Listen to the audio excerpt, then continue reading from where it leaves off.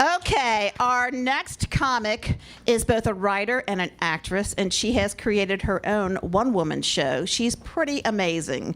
Please welcome to the stage, Laila Hameen.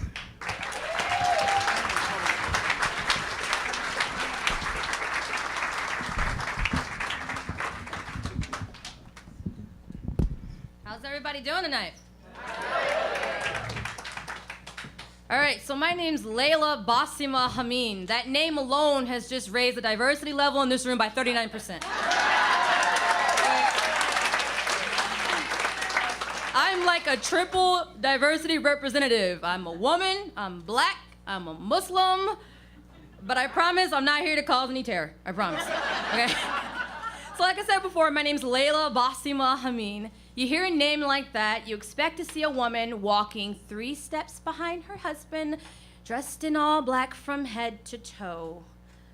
I gotta admit, the country that I come from, you will see me walking 3 steps behind a man.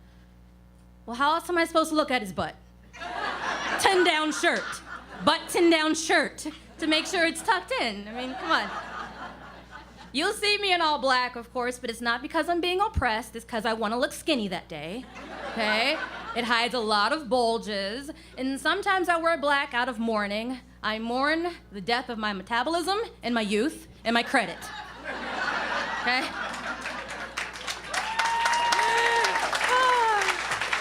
You guys are awesome.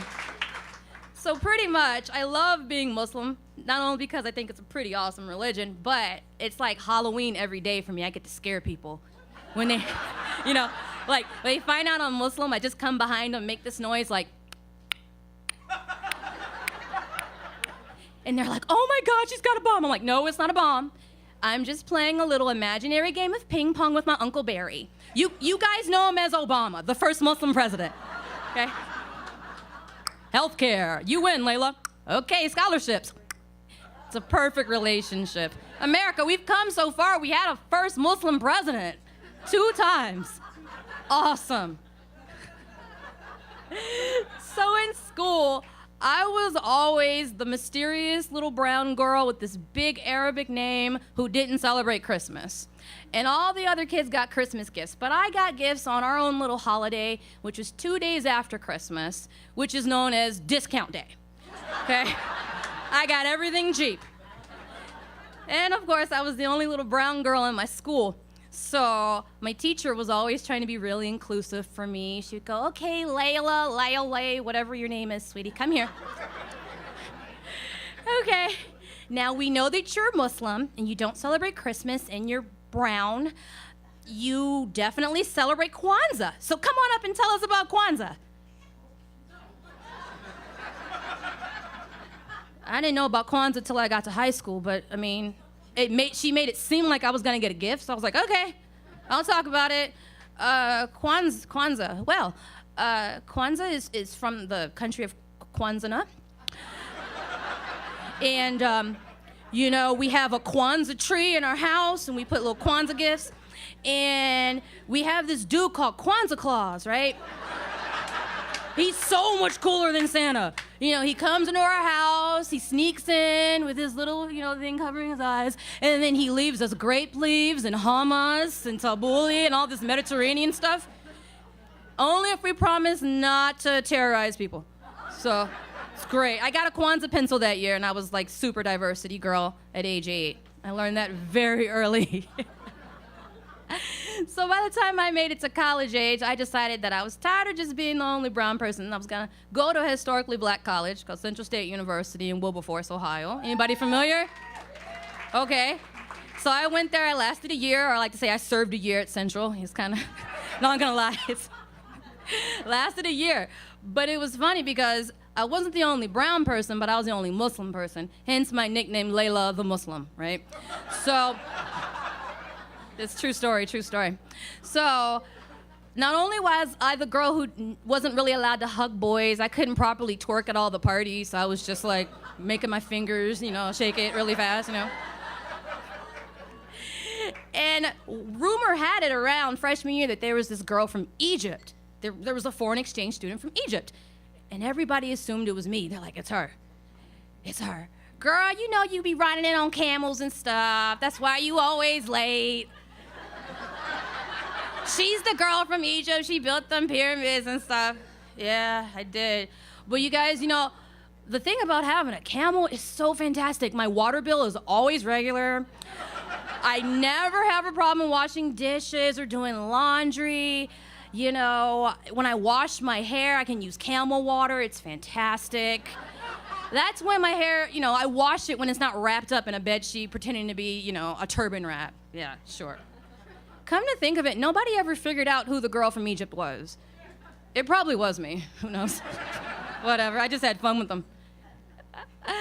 And speaking of that, I ended up transferring to Northern Kentucky University. It was different because at Central State, they were like rolling dice in the hallway.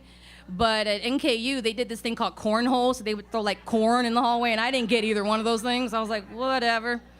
So I went there and I decided I was gonna join the Muslim Student Association. I was like, this is perfect, I'm gonna join. So I go and I encounter a few different types of Muslims. Not all Muslims are like this, but I've come across these couple of ones.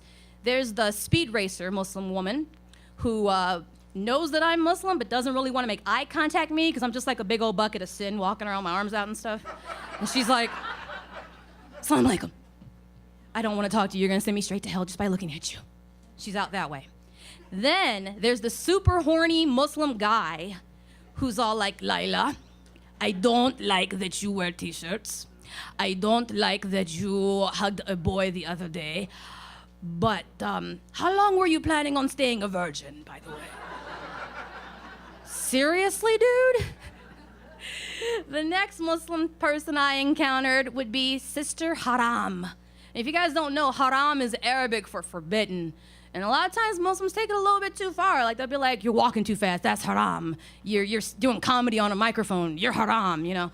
So I decided to go to a dinner one night with a bunch of Muslim people and I picked out the most Muslim thing I could find. It was like covering from like here to here, down to the bottom of my toes. It's perfect, right? And of course I encounter Sister Haram and they're like, oh, Assalamu alaikum, sister. Where did you get your abaya from? Maya wada? I grew up speaking like English, like Muslim English, you know? And they're like, what you're wearing? Oh, this thing, it's a Old Navy bathing suit cover. They have them 2 for 1. Yeah. They pull out their little secret notebooks. Uh-huh. Bathing suit cover, That means that sister must frolic on the beach like Baywatch, check. She goes shopping, that's haram, check. She uses a credit card, haram. I'm like, just call me Laila Haram already, guys. Okay. And then there's the Muslims who are so confused because I'm so brown with this big Arabic name. They're like, where'd you steal that from? I didn't steal it. My parents just kind of came up with it. I mean, they're Muslims, just like they are. Another funny thing about NKU, you know, it's in Highland Heights, Kentucky. You guys familiar with Highland Heights? You know, Alexandria? Well, people there kind of still assumed I was like an international student. They thought I was from another country. So, right before winter break, I'm in the cafeteria, and the guy's like, so, Laila, you ready to go? You know, you're gonna get on winter break, you're excited, you're real excited. I'm like, yeah, I'm very excited. You get to go home all the way on that airplane back home. Aren't you excited?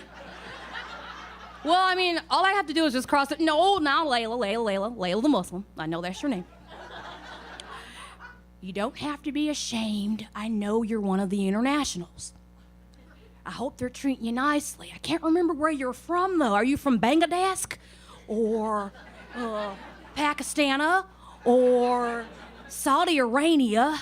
Or somewhere like that. And I said, no, I'm not from either one of those places. I'm just a little ashamed to tell you where I'm from because nobody's gonna really get my culture. He's like, well, go ahead and shoot at me, Laila. What's gonna happen? Just tell me. Well, I come from a land, from a faraway place where the caravan camels roam. The heat is intense, it's barbaric, but hey, you know, it's home. There is one shopping mall. The terror alert in the airport is on orange, whether I'm in the airport or not. Everybody who lives there gets married before they're 25 and has kids, and they never leave. I'm from Dayton, Ohio.